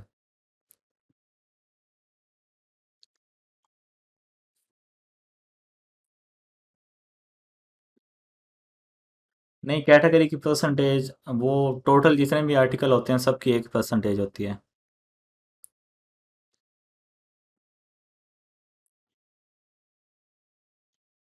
नहीं, वैसे एफिलिएट और एडसेंस की रिसर्च थोड़ी सी डिफरेंट ही होती है। असल में एक मेन वजह जो होती है एफिलिएट वेबसाइट्स में एडसेंस ना यूज़ करने की, वो ये कि एक तो ये कन्वर्जन रेट को ड्रॉप करते हैं। दूसरा ये कि आजकल जो स्पीड है वो बहुत ज़्यादा इम्पोर्टेंट है। अगर हमारी स्पीड कम हो जाए तो हम रैंक नहीं कर पाते। इस वजह से वो फ़ायदे की बजाय और ज़्यादा नुकसान हो जाता है। अगर आप इंफॉर्मेशन आर्टिकल्स अपने वेबसाइट के जो हैं उन पे एडसेंस यूज़ कर लें तो वो बड़ा अच्छा आइडिया है। बैकलिंक बेसिकली ये चीज़ होती है जो हम एक वेबसाइट से दूसरी वेबसाइट को लिंक देते हैं। तो बेसिकली इन चीज़ों को भी आप बैकलिंक्स कह सकते हैं। बैकलिंक्स की टाइप्स वगैरह हम आगे एक्सप्लोर करेंगे। अगर कोई एक्सटर्नल लिंक हो तो वो बैकलिंक कहलाता है। अब जैसे ये एक लिंक दिया गया एक वेबसाइट को यहाँ से, तो ये बेसिकली बैकलिंक है। डोमेन वीडियो अभी अपलोड हो जाएगी। यूट्यूब के लिए ऐड हम वैसे फेसबुक के ज़रिए भी रन कर सकते हैं, और गूगल ऐड के ज़रिए ज़्यादा बेहतर रहते हैं। थोड़ा सा मसला होता है उर्दू एड्स का।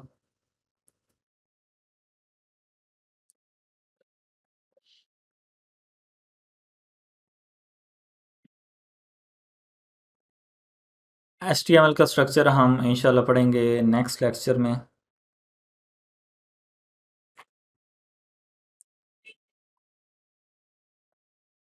डोमेन की बेसिकली 3 टाइप्स होती हैं, पार्शल, एग्जैक्ट मैच और ब्रांड। जो मेरी फेवरेट है और दूसरे एसईओज़ की भी काफ़ी हद तक फेवरेट है वो है पार्शल मैच। एफिलिएट वेबसाइट से अर्न करने पे आए तो आप 40-50 हज़ार डॉलर भी अर्न कर सकते हैं, लेकिन काफ़ी ज़्यादा मेहनत की ज़रूरत पड़ती है। हाँ जी, वर्डप्रेस भी डिस्कस करेंगे। मिनिमम मिनिमम अगर आप एफिलिएट वेबसाइट अगर आप नीच ऐसी सिलेक्ट करें जिनमें प्रोडक्ट की प्राइस ज़्यादा हो, तो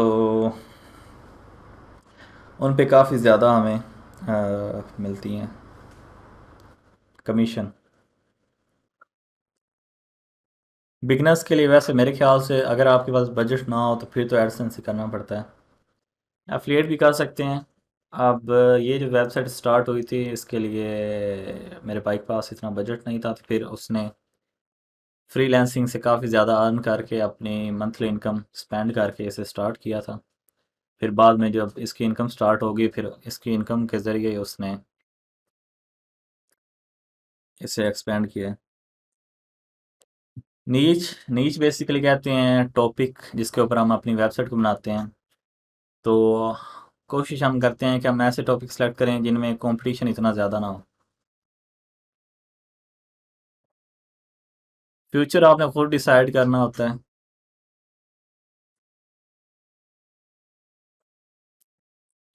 वैसे इंटर्नशिप का अभी तक तो कोई प्लान नहीं है। फ्यूचर का अल्लाह जाने।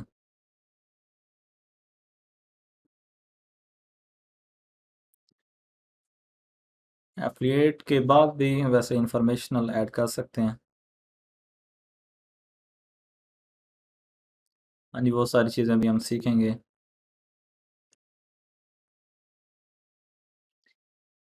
एक्सपर्ट डोमेन वैसे थोड़ी सी रिस्की होती है क्योंकि उनके इश्यूज भी हो सकते हैं, जैसे कि उनके ऊपर एडसेंस बैन हो सकता है। कीवर्ड रिसर्च इंशाल्लाह नेक्स्ट लेक्चर्स में। वैसे मैं सोच रहा हूँ कि हम प्रैक्टिकल के साथ साथ थ्योरी को मर्ज कर लें, इस तरीके से शायद ज़्यादा बेहतर हो जाएंगे लेक्चर्स। वो जब लेक्चर ख़त्म होगा तो पोल में पूछेंगे लोगों से, अगर लोगों ने रेकमेंड किया तो फिर कुछ इस तरीके से कर लेंगे। अमेज़ोन अमेज़ोन की जो सबसे बड़ी एडवांटेज है वो ये है कि जब कोई बंदा हमारे लिंक से जाता है एक चीज़ बाय करने के लिए, तो फॉर एग्जांपल वो 10 प्रोडक्ट्स और बाय कर लेता है, तो हमें उन सब की कमीशन मिलती है, और बाकी जो प्लेटफॉर्म्स होते हैं उनमें ये चीज़ें नहीं होती।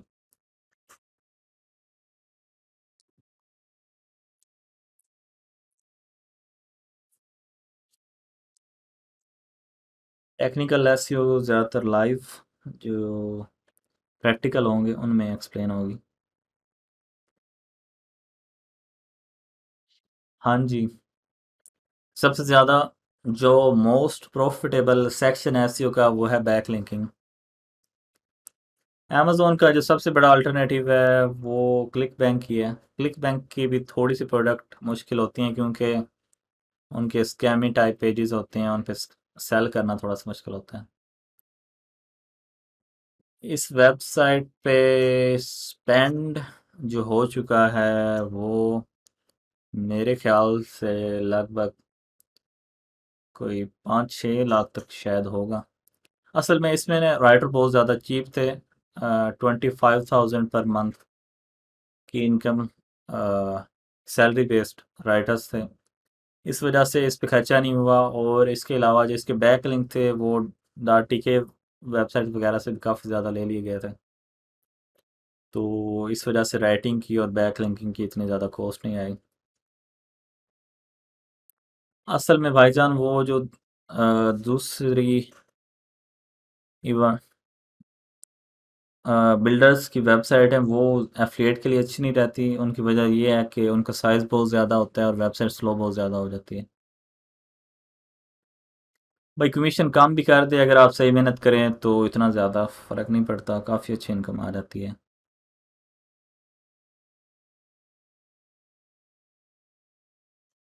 परफॉर्मेंस अगर अच्छी तरीके से टेक्निकल एसईओ के सारे इश्यूज फिक्स करें तो परफॉर्मेंस हफ्ते के अंदर भी आ जाती है, आप रिपोर्ट बना के दे सकते हैं। हाँ जी, हम डोमेन फाइंड करना भी सीखेंगे।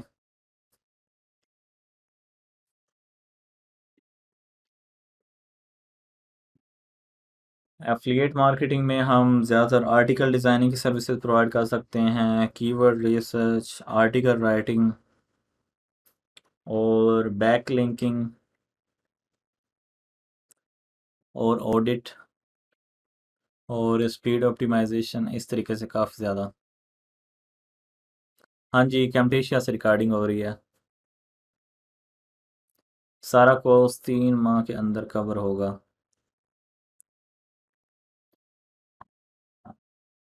वैसे थोड़ी सी डोमेन जो है वो ओल्ड हो तो बेहतर है, लेकिन वैसे हमारा प्लान ये है कि न्यू डोमेन से परचेज़ करें, ताकि न्यू डोमेन से स्टार्ट करें, ताकि जो ज़्यादातर न्यू बाइज वगैरह हैं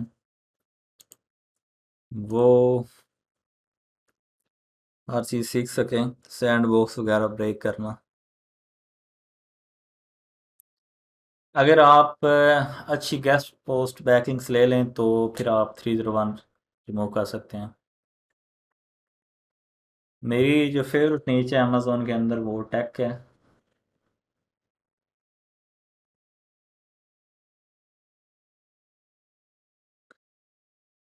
हाँ जी, थ्योरी साथ साथ ही कवर करवानी है। रिकॉर्डिंग इस लेक्चर के ख़त्म होते साथ ही फ़ौरन आप लोगों को मिल जाएगी।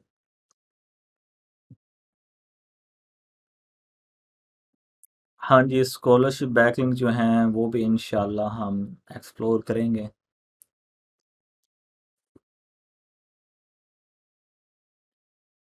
कीवर्ड रिसर्च अच्छी हो तो हंटिंग नीच भी इतनी बुरी नहीं है।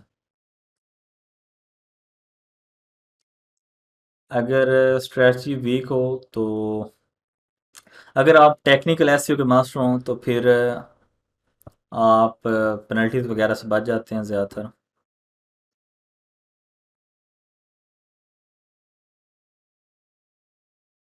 भाईजान, एफिलिएट जो है वो भी बेसिकली ब्लॉगिंग ही है एक।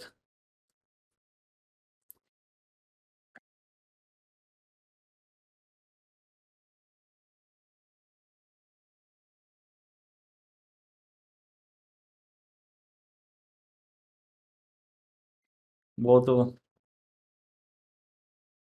कॉपीराइट, अब अगर वीडियो यूज़ करें खाली फिर तो रैंक नहीं होगा। अर्निंग तो 2 मंथ के अंदर भी स्टार्ट हो सकती है। पेनल्टीज़ जो हैं वो बेसिकली गूगल ने कुछ कायदे कानून रखे हैं, अगर हम उनको ब्रेक करें तो गूगल हमें पेनलाइज करता है, मतलब हमारी वेबसाइट जो रैंक हो रही होती है वो नीचे गिर जाती है। हाँ जी, वेब कोर वाइटल जो हैं वो हमारा जो फ्री थीम के ऊपर लेक्चर होगा उसमें एक्सप्लेन करेंगे।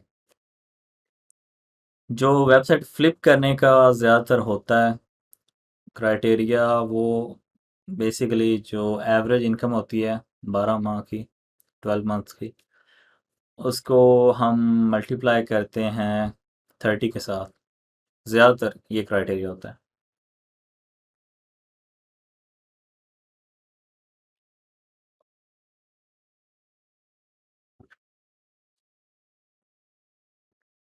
पेंगुइन जो है वो ऑफ पेज एसईओ इश्यूज की वजह से होती है। अगर कोई मिसाल के तौर पे बुरा बैकलिंक बन जाए तो उस वजह से, उसके अलावा ऑन पेज जो एसईओ होती है वो, अगर हम ओवर ऑप्टिमाइज कर दें वेबसाइट को तब। एक्सपेक्टेशंस तो यही हैं कि 2 माह के अंदर अंदर अर्निंग स्टार्ट हो जाए।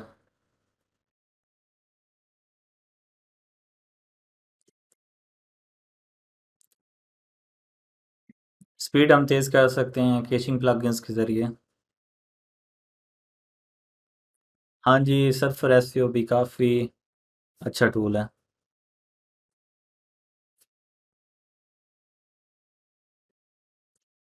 नहीं, एफिलिएट साइट में अगर थोड़े बहुत हो जाएं इंफॉर्मेशनल तो हो जाता है। हाँ जी, डब्ल्यू पी रॉकेट काफ़ी अच्छा है प्लगइन ऑप्टिमाइजेशन के लिए। एफिलिएट, असल में एफिलिएट में हमने लोगों को कन्वर्ट करना होता है, इस वजह से वो एआई टूल्स जो हैं वो इतने ख़ास काम नहीं करते। एडसेंस के लिए वैसे जितनी मैंने रिसर्च की है वो काफ़ी अच्छे हैं। प्लगइन्स टूल्स प्रोवाइड करूँगा इंशाल्लाह मैं आपको, जिनके लाइसेंस वगैरह मेरे पास हैं। असल में फ्री चीज़ भी इस्तेमाल हो सकती है, लेकिन उसमें थोड़े मसले मसाइल होते हैं। अब जब हम फ्री एफिलिएट थीम यूज़ करते हैं तो उसमें हमें एक आर्टिकल बनाने में कम से कम आधे घंटे से लेकर घंटा लग जाता है। अगर मैनुअली बनाया तो मैंने तो यूनिवर्सल एफिलिएट डिज़ाइनर बनाया था, उसमें भी लगभग आधा घंटा लग जाता है।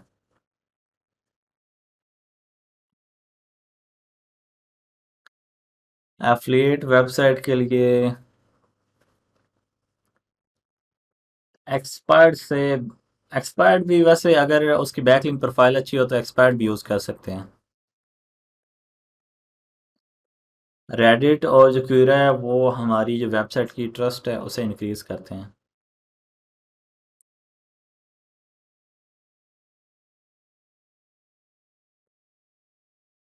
हाँ जी, फोरम अगर रेलिवेंट हो तो अच्छा रहता है।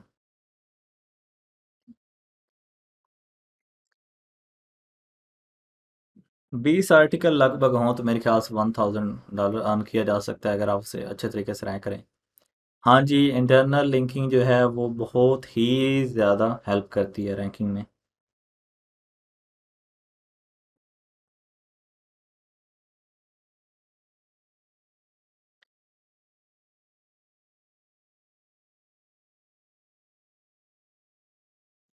हाँ जी, कम्प्लीटली ज़ीरो से सीखेंगे। फ्रीलांसिंग का एंड पे प्लान है। हाँ जी, पिंटरेस्ट को भी यूज़ करेंगे। हाँ जी, लिंक विस्पर जो है वो सबसे बेहतरीन प्लगइन है इंटरनल लिंकिंग के लिए।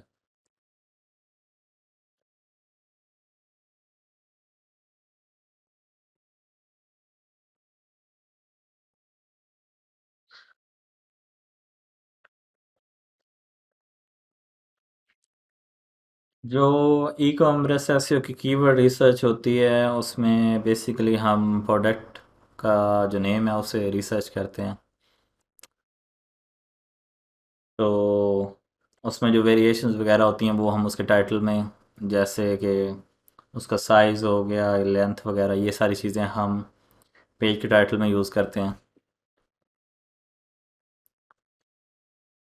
सर्चिंग से स्पीड तेज़ होती है कि वेबसाइट की?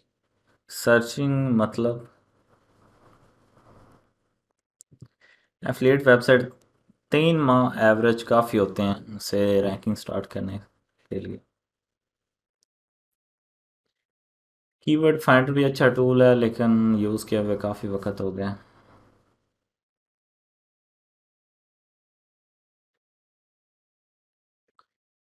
आप पिंटरेस्ट की ट्रैफिक अगर वो किसी नीच के रेलिवेंट है तो फिर आप उस नीच के रेलिवेंट जो प्रोडक्ट्स हैं उनके पेज बना के, जैसे ये लिस्टिंग बनी हुई है, आप अपनी ट्रैफिक को रेफ़र कर सकते हैं उस पेज के ऊपर, तो इंशाल्लाह काफ़ी ज़्यादा सेल्स होंगी। पिंटरेस्ट की जो ट्रैफिक है वो काफ़ी ज़्यादा कन्वर्टिंग होती है। सैंड बॉक्स से आज से कुछ साल पहले जो भी वेबसाइट आती थी वो स्पाम करके 1000 2000 बैकलिंक लेके दूसरे नंबर पे रैंक हो जाती थी पहले नंबर पे। फिर गूगल के जो एल्गोरिथम है इन्हें वो उसे फाइंड करने में हफ्ता 2 हफ्ते लग जाते थे। तब तक वो काफ़ी ज़्यादा रैंक कर लेती थी और लोग वायरसेस वगैरह और काफ़ी चीज़ें जो है स्पाम करते थे। तो फिर गूगल ने ये सैंड बॉक्स बनाया कि जो भी न्यू वेबसाइट आएगी कम्प्लीटली न्यू, वो पहले सैंड बॉक्स में जाएगी, गूगल उसे चेक करता है कुछ देर के लिए। अगर वो वेबसाइट इनिशियली अच्छा परफॉर्म करे, हाई क्वालिटी बैकलिंक्स ले और कॉन्स्टेंटली अच्छा हाई क्वालिटी कंटेंट उसके ऊपर लिखा जाए, तो सैंड बॉक्स जो है वो ब्रेक हो जाता है। नहीं तो आम जो स्लो वेबसाइट्स होती हैं उन्हें 6 से 7 माह भी लग सकते हैं।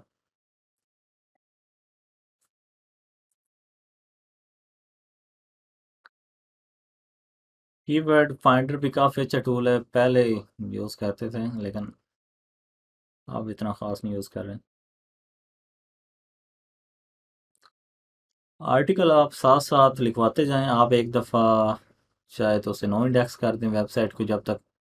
वैसे मेरी नज़र में तो गूगल सर्च कंसोल पे तब भी साइन अप करना चाहिए जब कोई एक आधा आर्टिकल हो जाए। मिनिमम प्रोडक्ट डिस्क्रिप्शन कोशिश करें कि 400 से लेके 500, वैसे आजकल रेकमेंडेड है, लेकिन अगर 400 भी हो जाए तो गुजारा हो जाए। टैग्स जो हैं वो आपको हर गिज़ टैग्स नहीं यूज़ करने, आपने वो एक्सट्रीमली स्पामी टैक्टिक है। अगर हमारी वेबसाइट की ट्रैफिक जो है वो सडनली ड्रॉप हो जाए, मतलब हमें रोज़ की 500 ट्रैफिक आ रही हो और वो अचानक 250 पे आके गिर पड़े, तो इसका मतलब ये होता है कि हमारी वेबसाइट को पेनल्टी लग गई है।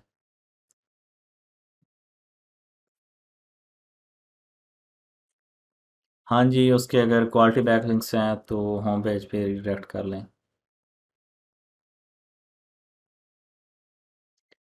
एआई टूल्स के ज़रिए हम इंफॉर्मेशनल आर्टिकल्स तो थोड़े बहुत लिख सकते हैं, लेकिन एफिलिएट के आर्टिकल्स या तो आपको खुद लिखने पड़ेंगे या राइटर से। मंथली बेस्ड राइटर जो होते हैं, अगर आप कोई अच्छा सा राइटर ढूंढ लें और उसे थोड़ा बहुत खुद भी ट्रेन कर लें तो 25-30 हज़ार तक मिल जाते हैं और वो काफ़ी अच्छे रहते हैं। नहीं तो जो दूसरे राइटर्स होते हैं वो काफ़ी ज़्यादा चार्ज करते हैं, मतलब 10 हज़ार एक आर्टिकल तक भी।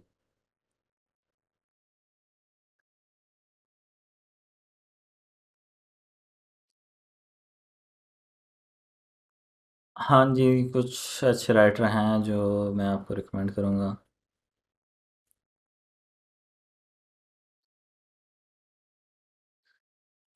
वैसे जो मेरा सबसे महंगा राइटर है वो लगभग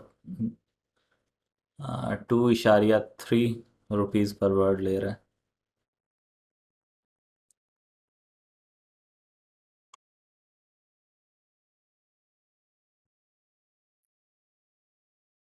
ई कॉमर्स जो है उसमें टैग्स तो बेहतर है ना बनाएं, लेकिन जो कैटेगरी पेजेस होते हैं वो सबसे ज़्यादा इम्पोर्टेंट होते हैं। हमें कैटेगरी पेजेस को ज़्यादातर ऑप्टिमाइज़ करना पड़ता है, उनके अंदर वर्ड्स आर्टिकल वगैरह जो है ऐड करके। लगभग 700-800 वर्ड्स का हो जाए, वो हम जो प्रोडक्ट कैटेगरी पेजेस होते हैं उनके अंदर ऐड करके।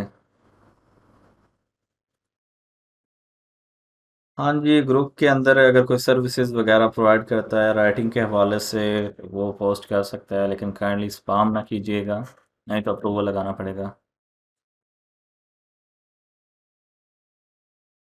मनी आर्टिकल जो है वो आपका पेज ही होना चाहिए। हाँ, वैसे मेरी नज़र में माइक्रो का जो दौर है वो काफ़ी हद तक चला गया है। वो मेरी नज़र में तो पैसों का ज़िया ही है। हाँ जी, अगर आप दूसरे मुल्क के राइटर हायर कर सकें तो अदर लैंग्वेजेस जो हैं वो काफ़ी बेहतर रहती हैं, मतलब उनमें रैंक करना काफ़ी ज़्यादा आसान होता है और आप एफिलिएट वेबसाइट जो है आसानी से बना सकते हैं। हाँ जी, हमज़ा ख़ान भाईजान, आप होम पेज पे उसे रीडायरेक्ट कर सकते हैं, अथॉरिटी इंक्रीज़ हो जाएगी आपकी वेबसाइट की।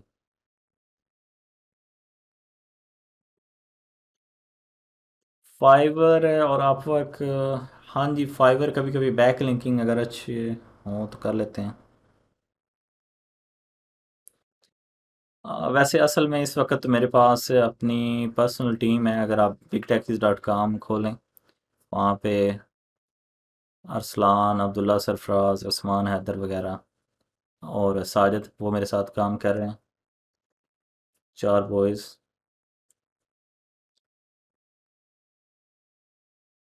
गूगल गूगल पेनल्टी तब रिमूव होती है अगर स्पामी बैक लिंक्स हो, तो लिंक डिसअवाउ करना पड़ता है। अगर हमारा आर्टिकल ओवर ऑप्टिमाइज्ड हो तो हमें वो एक्स्ट्रा कीवर्ड्स रिमूव करने पड़ते हैं।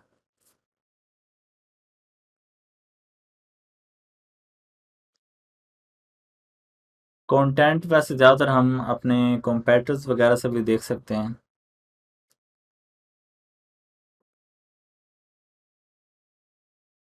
वैसे इस वक्त जो हमारा प्लान है वो सैटरडे संडे का है।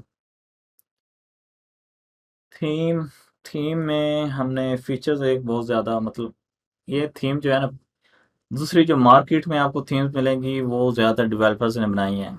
इस थीम में जो डिफरेंट चीज़ है वो ये कि ये एक एसईओ और डेवलपर ने मिलकर बनाई है। और मैंने कोशिश की है कि जितनी भी एसईओ की चीज़ें, आप अगर आप कोई भी थीम ले लें तो उसके अंदर बिल्ट इन आपको स्कीमास वगैरह नहीं मिलेंगे, मैक्सिमम 1-2 मिलेंगे। इसके अंदर वो मैंने काउंट किए थे, मेरे ख्याल से शायद 11 स्कीमास हैं।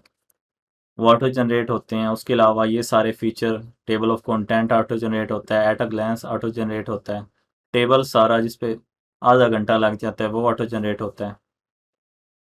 इस वजह से काफ़ी हद तक टाइम सेविंग है। और इंशाल्लाह वैसे असल में ये जो जो थीम है ये हमने कंज्यूमर्स के लिए नहीं बनाई, कंज्यूमर्स के लिए नहीं बनाई थी, ये हमने बनाई थी अपने पर्सनल यूज़ के लिए। और बाद में हमने डिसाइड किया कि हम जो है इसे कंज्यूमर को भी सेल कर देंगे, जो हमारे ताकि एक रेवोल्यूशन सा क्रिएट हो जाए बेसिकली। क्योंकि इस तरह की थीम जो है जो स्पीड ऑप्टिमाइज, क्योंकि आजकल वो वेब कोर राइटर्स भी आए हुए हैं और किसी बंदे ने भी उसको मद्देनज़र रख के कोई थीम नहीं क्रिएट की। पहले 10-15 प्लगइन स्पीड के यूज़ करने पड़ते थे ऑप्टिमाइज़ करने के लिए, वो अनयूज सीएसएस के लिए और मिनिफिकेशन के लिए और मिनीफाई के लिए और इस तरह करके इनलाइनिंग के लिए। और तो वो इस वजह से हमने सोचा है कि एक एडवांस थीम बना दें, इसके अंदर वो सारे फीचर्स हों ताकि हमें वो जो 20-25 प्लग इन करने पड़ते हैं वो सारे ना करने पड़ें।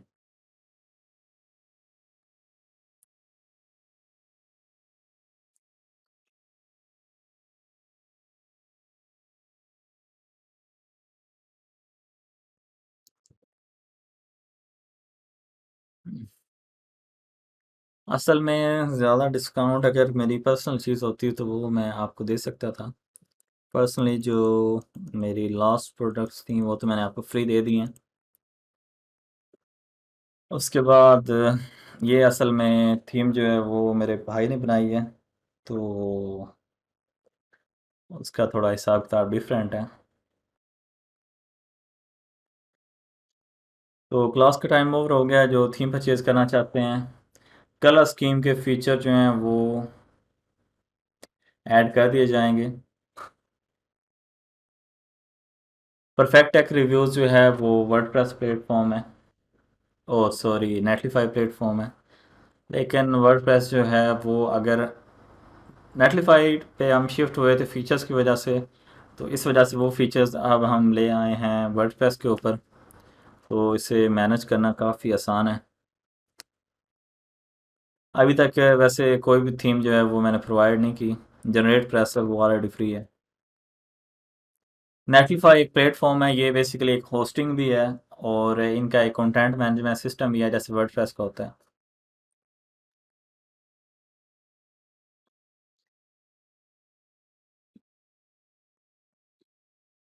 नहीं, कीवर्ड फिल्टरिंग जो है वो तो पॉसिबल नहीं है क्योंकि 300 मेंबर्स हैं और इतनी ज़्यादा डिटेल में अगर गए तो टाइम भी बहुत ज़्यादा वेस्ट होगा। लेकिन कोशिश करूँगा कि आप लोगों को एक क्राइटेरिया वगैरह बता दूँ। वर्डप्रेस एक कंटेंट मैनेजमेंट सिस्टम है जिसके ज़रिए हम आर्टिकल वगैरह पोस्ट कर सकते हैं और काफ़ी ज़्यादा आसान है। हाँ जी, ये वर्डप्रेस की थीम है, पहले सिर्फ नेटलीफाई के ऊपर अवेलेबल थी। जो लोग अच्छी होस्टिंग नहीं अफोर्ड कर सकते वो नेटलीफाई के ऊपर होस्ट करेंगे वर्डप्रेस थीम को ही, तो इससे आपकी जो होस्टिंग की कॉस्ट है वो बच जाएगी। जो अच्छी क्वालिटी की होस्टिंग होती है उसके काफ़ी 25 से 30 हज़ार पे करने पड़ते हैं पर ईयर, तो वो नेटलीफाई में आपके बच जाएंगी, वो भी वर्डप्रेस के साथ। न्यू बायर्स के लिए वर्डप्रेस बेस्ट है। तो क्लास का टाइम हो गया ओवर। होस्ट गेटर वैसे कुछ साल पहले यूज़ की थी, काफ़ी अच्छी थी, लेकिन आजकल कोई नहीं पता, स्पीड को देखना पड़ता है। नहीं, ये थीम जो है सिर्फ वर्डप्रेस के लिए। नेटलीफाई की थीम जो है वो ये वाली है जो हमने लास्ट ईयर बनाई थी सेलिंग के लिए, और ये आप सब लोगों को ऑलरेडी फ्री मिल चुकी है ग्रुप के अंदर। तो ये ओल्ड वर्जन है असल में थीम का, तो अपडेट नहीं हुआ। तो वो जो थीम है वो आप फ्री डाउनलोड करके इंस्टॉल कर सकते हैं। तो उम्मीद है आपको काफ़ी ज़्यादा चीज़ें सीखने को मिली होंगी इंशाल्लाह। सॉरी अगर कुछ लोगों के क्वेश्चन रह गए हों, आप ग्रुप में पोस्ट कर सकते हैं। इस थीम का जो लिंक है वो आपको फ्री ऑफ कोर्स नेटलीफाई का वो ग्रुप में है, वो आप फाइंड कर सकते हैं ग्रुप सर्च के ज़रिए। और ये आप सब लोगों के लिए गिफ्ट है। उसके अलावा एसईओ टेम्पलेट है, उसमें 180 लेक्चर्स हैं, वो भी आप सब लोगों को एज द गिफ्ट है। अल्लाह हाफिज़।